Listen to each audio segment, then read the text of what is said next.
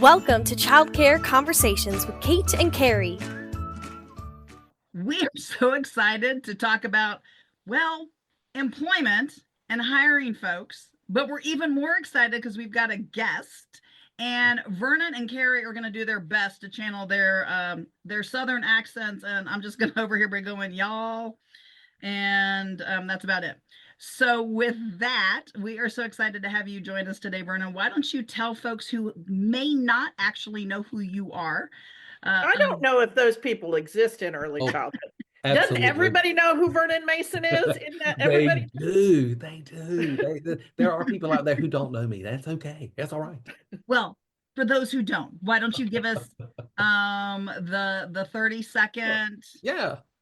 So been in childcare now for 32 years. Shouldn't lead with that, because it makes me the old person in the room. I've run a small, medium, large childcare program. I've been owner of multi-site. I've been referred to as the trifecta of childcare because I was raised in an in-home program with my mom. And we took her center and took with a $5,000 Citibank credit card. We opened up our first location, ran it for 28 and a half years, and in 2019, I sold to a large regional company. And since then, I've been doing full-time keynote speaking, professional development day training, some consulting work, peer group gatherings with owners and directors, and you name it. I do written a few books, right? My last one released in 2020 or late 2023 actually hit Amazon bestseller in self-employed section called Don't Waste a Crisis. It's personal, it's business, it's childcare, it's relatable. You read it, you learn why I'm crazy as can be.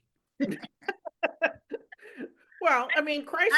I love that book. I actually have shared that book with several of our clients, and so it's up there somewhere. Yeah. It's up there somewhere. So.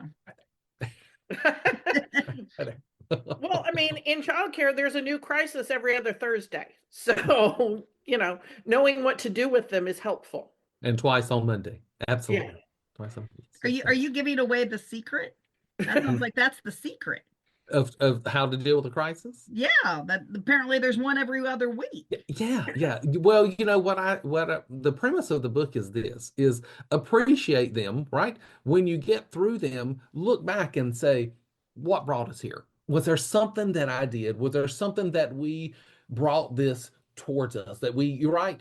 And if that is, change that, right? Let's don't continue, right? Let's don't repeat it. What did we learn from it? Because in most cases, not all, but in most cases, once you're through a crisis, you can sit back and go, well, I did learn this, I did learn that, and I did learn this. So how do we move forward? Because success is not repeating a crisis. We've all had that friend that we completely held them as they cried and worked them through a really bad relationship. And that 6 months after they were out of that relationship, they finally they got back into a relationship just like they were in before. And you're like, did you go find the brother? Why what you didn't learn the first time? That's a bad thing, And so anyway, but if it weren't for my crises, I wouldn't be sitting here with you guys today. Well, you know what? I think that is a perfect tie-in for today's topic. And Carrie, I know that you spent a lot of time in 2020, which I think most people listening would consider it a crisis, helping directors figure out and how to navigate the staffing crisis. And I hear a little rumor, Vernon, you shared with us that there's a rumor that perhaps this staffing crisis is not really a crisis anymore. And Carrie, you were nodding your head. So what's your take on that? Why do you think that we are no longer in the staffing crisis? Well, the Labor Department released a study in 2024 saying that the turnover is slowing. Nearly 40 million Americans quit their jobs, and that's an 11% drop from 2023.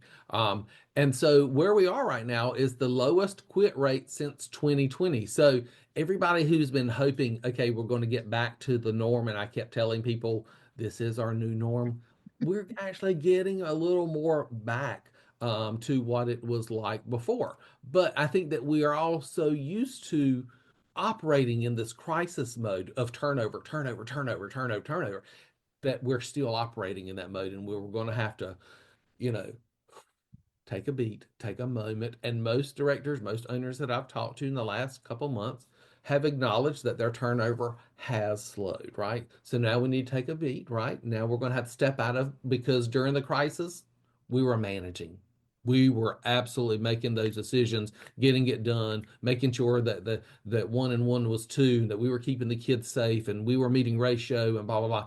And now we're going to have to really step back into the role as a leader, that we're really going to have to lead, because before, during the crisis, when our turnover was bad, many of the problem players were exiting themselves, right? They were leaving. And now the problem players, they're not going to exit themselves, right? That doesn't, because the study didn't say your employees are going to be better. They just said your employees were less likely to leave. And there is a difference there, right? Okay, Yeah. we're going to put a pin in that because we're definitely coming back to that one. Yeah. Carrie, I can tell you so badly want to say something. I mean, I think there is a leadership element that when you are trying to spin plates, where you're like, okay, so these 3 kids have called in that they're not coming in, and that means I can move 2 other children to this other classroom to cover the staff opening that I have. And so much was going into doing that Jenga of how do I get everybody in where they need to go, that you weren't spending time on going, how do I get this teacher to the next level? Mm-hmm. This person has been in the 2-year-old room for now 2.5 years. I'm so excited that they've been there for 2.5 years, but have they improved their skills 2.5 years worth? Or are they basically at the same point skill level that they were 2.5 years ago, and they just haven't quit and you haven't fired them? There hasn't been any improvement in their skill.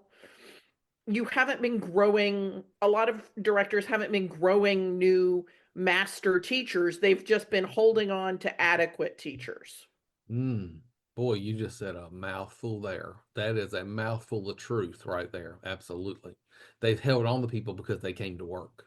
Yeah. Yeah, absolutely. They came to work and they were wearing all the appropriate clothes, and none of the children got super injured. So we're just going to keep these ones because they're making it through the whole week. And we need to be challenging. If we want to be leaders, not just managers, we have to challenge them and say, where do you want to be in a year? Where do you want to be in 5 years? And help those teachers go, I'm tired of having to do all these write-ups about biting, or I really wish the kids were more engaged in my class meeting or circle time. And I've been reading all these children's books and they're great. And how do I write one? Like, there's all kinds of things that could be that teacher's next level. And if you are so busy trying to keep the building staffed to maintain ratios, you don't have the energy to help that teacher get to that next level. Okay, so Vernon, this is your time. If you are listening to this podcast and you go, okay, so maybe there's some truth to what Carrie and Vernon are saying, where do I start? Because it's been 5 years since I was in that role. Or maybe they've never been in that role because they just became a director 2 years ago, right at the end of the silent resignation. Well, first of all, you start off with going and doing some observations, right? It can be very informal. It can be, because where we were, where some of us still are, is we walk by the classroom, we look through the window, and teacher's there, children are safe, check. Next window, teacher's there, kids look semi-happy, check. You're right. You're right. We're good, right?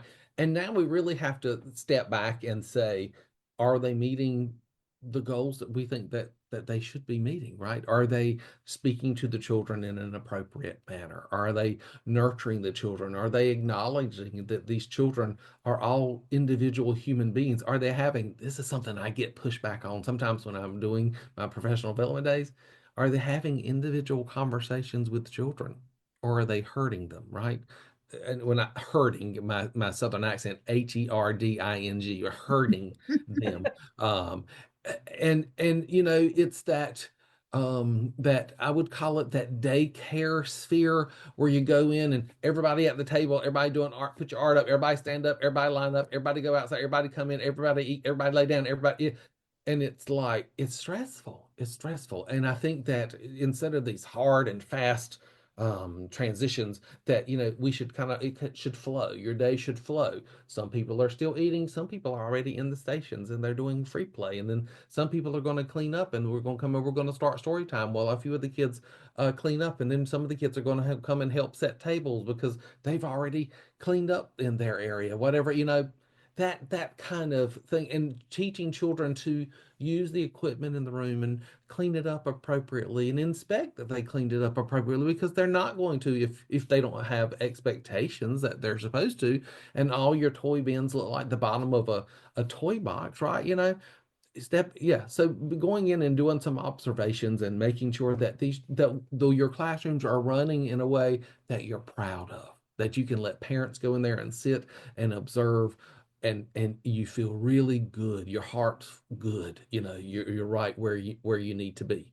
I like that. And I would add one other element to it, which is, are the teachers playing? Mm.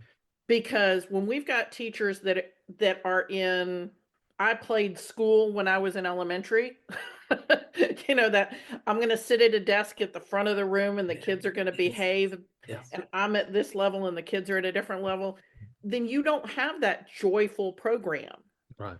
And you're not helping that teacher get to the next level, because they don't even know why you would have a Fisher Price rock and stack. They don't know what that's in there for. They don't know what the hammer table's there for. They don't know, why does that one kid spend half of every day in the block center? Yeah. Because they haven't played in there. They don't know why it's cool. Quit telling on all my children, Carrie. You just called out 3 of the 4. What are you doing? Yeah, Carrie, I call it, are the teachers engaged, right?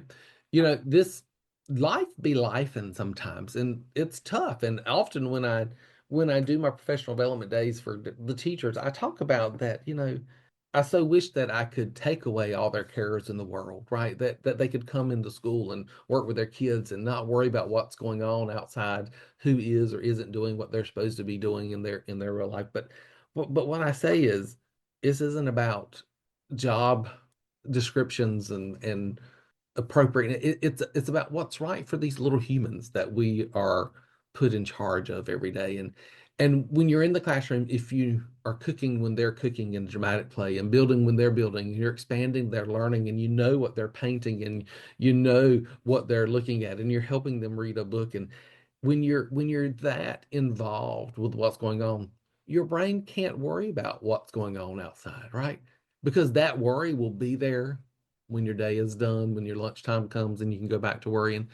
But if you spend your day leaning against a wall with your arms crossed, thinking all day about something that's not going right outside, your day is going to be longer. It's going to be tougher. You'll be more stressful, right? Because an engaged teacher has better, children's behavior is just better, right? When they're engaged with the kids. I often tell the story about how when I first opened our first childcare center, that I would come out of the kitchen, because I was the director and that was my office, and I would cook breakfast, lunch, and afternoon snack for them. But when it was time for the pre-K teacher to go home, I would go in the pre-K room and I would sit at the table and I would do all the director things. I'd write the schedule and I'd pay the bills and do the food program and the menu and the ordering and all that stuff. And I would just tell the kids, y'all go play, y'all go play, y'all go play in the centers. And they didn't want to, they wanted to come sit at the table with me.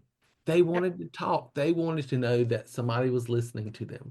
They want to know that somebody is listening and hearing what they're saying, because that's what fills those kids up. And So that you didn't teach them how to place the orders and how to tell? I'm like going, you had a different set of parents than I did, because I was, by that age, I was ordering and I was cleaning those shelves, and I'm like going, no, I think you should have put those kiddos to work. I think they would have been happy to help I you probably should have. tally, place orders. I'm sure if you had some kid-sized checkbooks, they would have thought that was really cool. Absolutely. Now today they wouldn't know what a checkbook is, but That's true. That is true, but it would take a whole new meaning to real life, real world, engagement play centers versus the little kitchens or the little grocery stores. Absolutely. At Vernon's program, they got all these little Vernons sitting around at their own little tables with their own little checkbooks. I'm just thinking, Yeah. I think there's a Little market there businesses. for you. I think Yeah, you could, absolutely. We your need little next businesses. product Yeah. launch Mhm. are little Vernon kits. So That's right. That's right. now, see, all you need now is a bow tie, and their little Vernon kit can include a bow tie. All Well, right. as you guys were talking, my brain went to, I just played the new Monopoly game with my nephews, Mhm. and they don't have money in it. You get a debit card. No. And you can't do the whole swapping, when you would negotiate. So I've got Park Place, but you know, there's no way I'm gonna get, the other one. And so how about if we swap, I'll take your 2 oranges and you can have my Park Place. And you can't do any of that in the game anymore. You have a debit card, you land on something, you tap your debit card to a little machine, and then you tap the property to the machine and it takes the money out of your electronic account. You're kidding. Nope. Okay, so do you get Bitcoin too? Like, I'm like, if we're gonna go electronic, are we at least including some Bitcoin? Now it's an M with 2 lines through it, like a yen has 2 lines through it. And then when somebody lands on your property, they they push a button to pay you and they tap their debit card. Wow. I don't think I hated like it. that Monopoly game. I hated it. No, because I survived off people, passing me money under the table. That's how we survived. But you've never Well, played Monopoly with Carrie's mom. Let me just tell you. I knew about leverage buyouts by the time I was 10 because of playing Monopoly. Ah, What And I happens when passed you play that on to Monopoly my with kids, and then my nephews and nieces on my mom's side of the family. This other side, they don't know for leverage buyouts. They're like in middle school, they're falling behind. No, because they're just tapping their no wonder. Like, I remember one time I went with my mother to the mall and I was probably maybe 7 or 8, and I really wanted an orange Julius. mm, And she's like, I don't have any money. And I'm like, well, you have that plastic thing. And so now we really are we don't have any money. We just have that plastic thing. wow. Yeah. So yeah. It was a weird experience as somebody who grew up playing Yeah. Life and Monopoly, and it was all about the money and teaching you some of those skills. Like, I know Monopoly has its haters, but from a math skills, it was Yeah. helpful. Yeah. Yeah. Oh, absolutely. Yeah, absolutely. All right. So back to what we started the conversation about. Sorry. Oh, it's okay. Which is that perhaps we are not having as much of a staff turnover as we did a few years ago. And so we've got people who are just listening today. They're hearing what we're saying. What should be their next steps? We know they should be helping their teachers get to be better teachers. But what else should they be doing? What should they be doing for themselves? Oh, for the director themselves, they should be having people around them that are accountable. They should be nurturing this accountable environment so that they're not on 24/7, right? If you are a director and you're, let's say, come in at 9 and you close your center for the day, if somebody calls in sick that morning, whoever's opening your building, whether it's an assistant director or the cook or whoever's in charge, are they able to rework the schedule? All right. I say if you're laying in bed at 5:45 a.m. and taking a phone call or returning text because somebody called in sick, if you're the opening person, of course you have to do that. But if you're not the opening person, whoever you have coming in to cover should be able to do that. And if they're not, you probably don't have the right person, right? And that's training, because sometimes directors, we fix everything. Sometimes that's how we got to be in charge, is because we were able to pull us out of the ditch in any situation. We were able to fix it. And now our strength is driving us crazy because we have surrounded ourselves with people who want us to answer any and all questions so they don't have to make any decisions. They just do what they are told. So my first thing would say is stop being the fixer of every situation. Ask the question when people ask you, what should you do? You say, what do you think we should do? how would you handle this if you were in charge? What would you do? And then let them see if they can come up with an idea and then work them through how to do it rather than always fixing it for them. Because when you always fix it for them, you do not have independent thinkers. Okay. So we've got observations, Mhm. we've got helping them with goals, and we've got holding them accountable and getting them into problem solving mode. Yes, yes, I yes. think that sounds like a good starting place. Yeah, yeah. Absolutely. I think the only last thing that I'd say is if we don't have all that crisis mode for staffing, now's the time to plan your vacation. Yeah. 100%. If you haven't 100%. taken a real one, Yeah. in other words, this Yeah. guy is not with you, right? Like you've left that at home. I don't care if it's just for a weekend. Go make yourself unavailable. Even better, go leave for like a Tuesday, Wednesday, and a Thursday. Go try that and have a great time Yeah. and do nothing or do something completely new.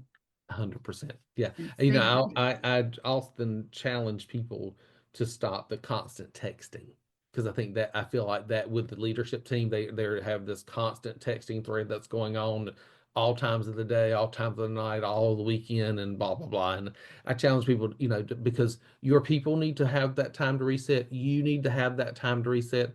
If I open this morning and I'm off at 4 o'clock, unless really something that I really have to know right before tomorrow morning, let me know tomorrow morning, right? Don't text me, on your way home or call me on your way home from work to give me the lowdown of everything that happened this afternoon because it just puts my brain back in work gear. I might be at home, but it just puts me back in the worry in the leadership role. And I'm sure there's at least one person listening who's like, I don't do that. We have Slack. No. Slack is the same thing. Do not check your Slack on the evenings and weekends. Yes. People can put stuff in, but you should not be responding. Yeah.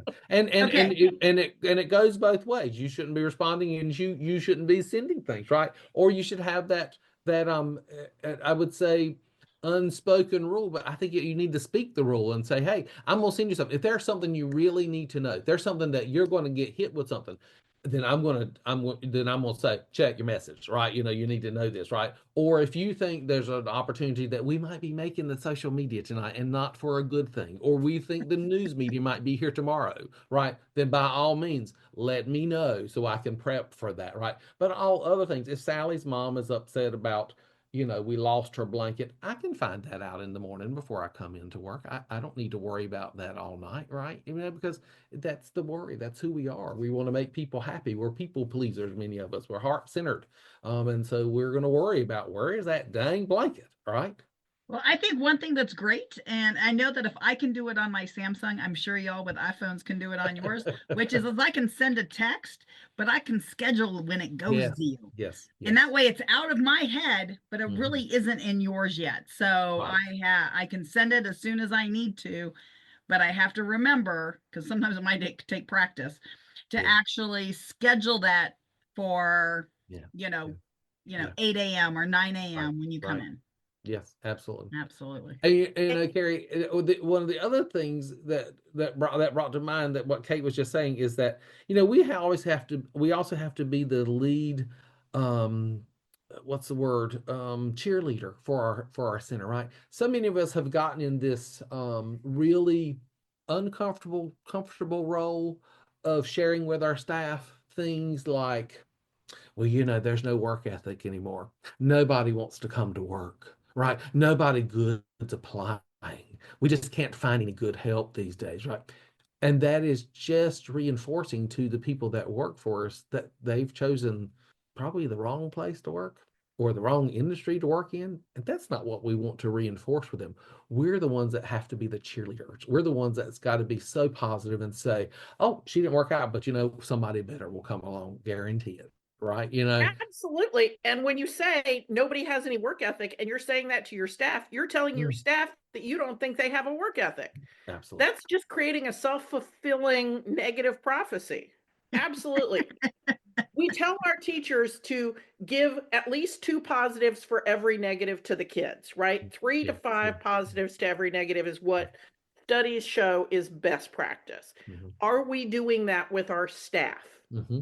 Are we giving them 3 positives for every negative we give our staff? Because they're just grown-up children. Yeah. I got something to jump on that with. Go ahead. If you're a director and you're listening to this and you're going, oh, I don't do that. Well, who do you do it with? Because if you don't do it with your staff, I'm suspecting you're doing it with a significant other or a really good friend or family member who is probably trying to figure out why you're still doing this job, because all you ever do is complain. And they're trying to figure out how to help you. So find yourself some really good peers or coaches or mentors, people who are not your employees, who are not your significant others, because you want to keep them in your life. Go find somebody who's been there, done that, got the t-shirt, the tattoo, and the book, and make sure that that person, especially when you call to tell them all the things that have been going wrong, give them that heads up. Hey, I just need to dump. Do you got 30 seconds? Yeah. And you're going to feel better. Trust me, your spouse is going to feel so much better, or significant other. And absolutely, your staff are not going to know what hit them, because they'll be like, you're positive, you're happy all the time. And it's because you're not sharing that negative with them. So 100%, Kate. You hit the nail on the head. I say, when you take all that home with you, when you drive up in the driveway, your family's going, oh no, here she comes. Here she comes. Yeah, I'd love to say that I know that from other people. Not necessarily that from experience. A lot of us have learned stuff from experience. And when we're the age that we are, we've had plenty of time to make mistakes and then to try it again the new way and to see, oh my goodness, that worked better. Yeah, absolutely. Absolutely. Well, all right, Carrie. We've hit our 20-minute mark, so we know that we could sit here and probably talk to Vernon all day, because we did that before we even hit record. So with that, what would you like to tell people, Carrie? So if you heard this conversation and there's somebody else you think needs to know some of what we had to say, then please share the show with somebody else who needs to know. And if you have questions for us or for Vernon, please just send them over to Kate and Carrie at Childcare Conversations, and go in to your podcasting app of choice and push all the buttons and write a review. And we will talk to you next week. Thank you for listening to Childcare Conversations with Kate and Carrie. Want to learn more? Check out our website at texasdirector.org. And if you've learned anything today, leave us a comment below and share the show.